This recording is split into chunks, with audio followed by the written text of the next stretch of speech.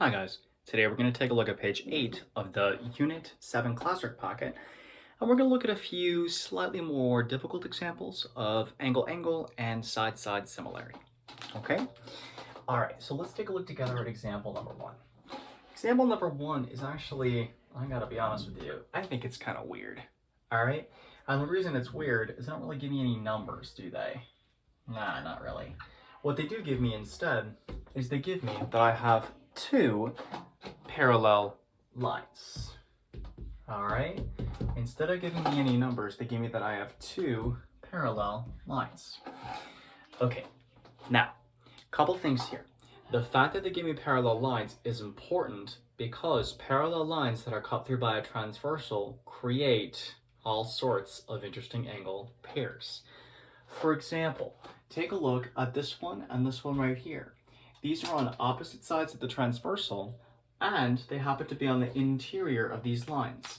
So by alternate interior angles, these two angles are congruent.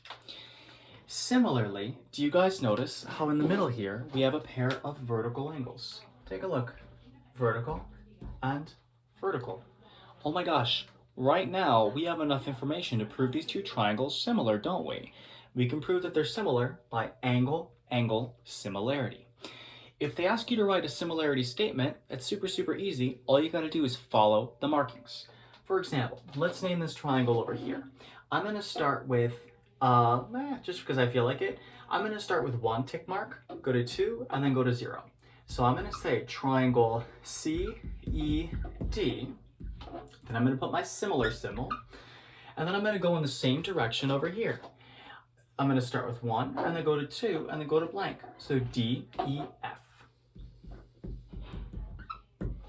Follow, you heard of follow the yellow brick road? Follow the tick marks and you can't go wrong. All right. So that's one example of what angle-angle similarity could look like with parallel lines. Notice how the vertical angles really helped us. Notice how the alternate interior angles helped us. All right. Especially in proof-based problems, please be prepared. Those type of kind of like helper angles, those are gonna come back. All right. Wish I could say otherwise, but sorry. Now let's take a look at example 2, which is similar in some ways because we're gonna still have to remember special properties of angles cut through by a transversal. Alrighty. All right.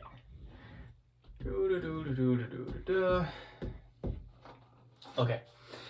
Now this one may actually look somewhat similar to something we're going to do later on called triangle proportionality theorem. I don't want to spoil anything for you, but the diagram's the same. The basic idea here is that I have two triangles, and I'll actually show that by using different colors.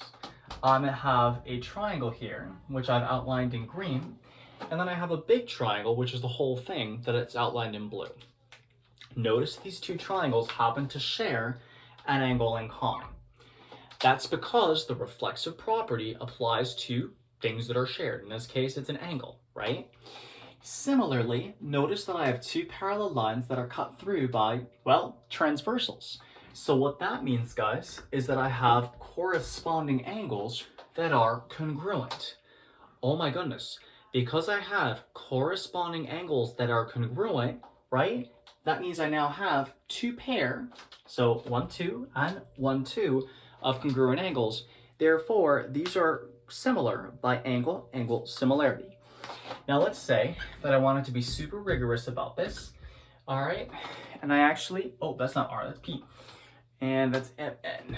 Let's say that I wanted to write myself a similarity statement.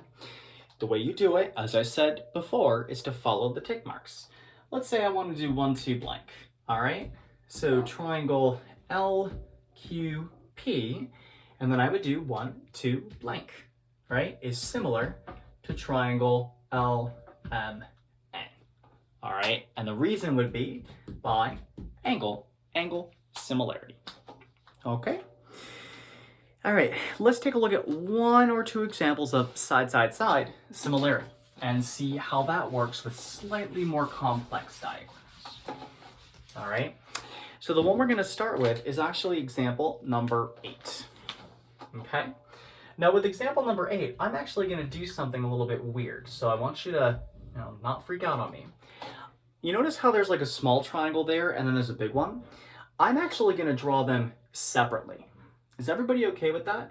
So what I'm drawing here is actually not the diagram you see on your paper. What I've done is I've moved that small one off the main diagram. So the small triangle is still labeled like this, right? 20, 15, and 40. But in order to find the sides of the big one, we may have to do a little tiny bit of addition, right? So the whole thing over here was 28.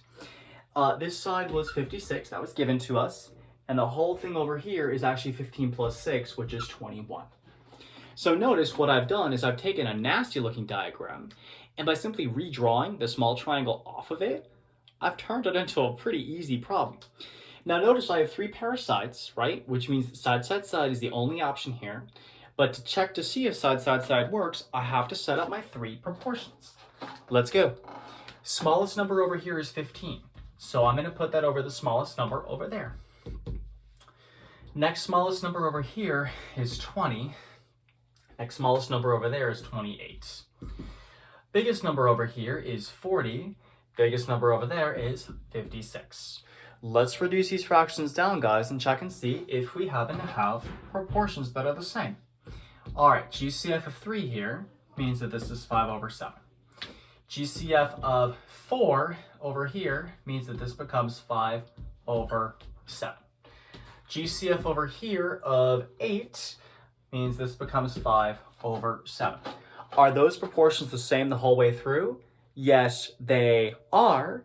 And so my similarity statement here, you could say triangle WXV is similar to triangle WYU, if you wanted to. All right?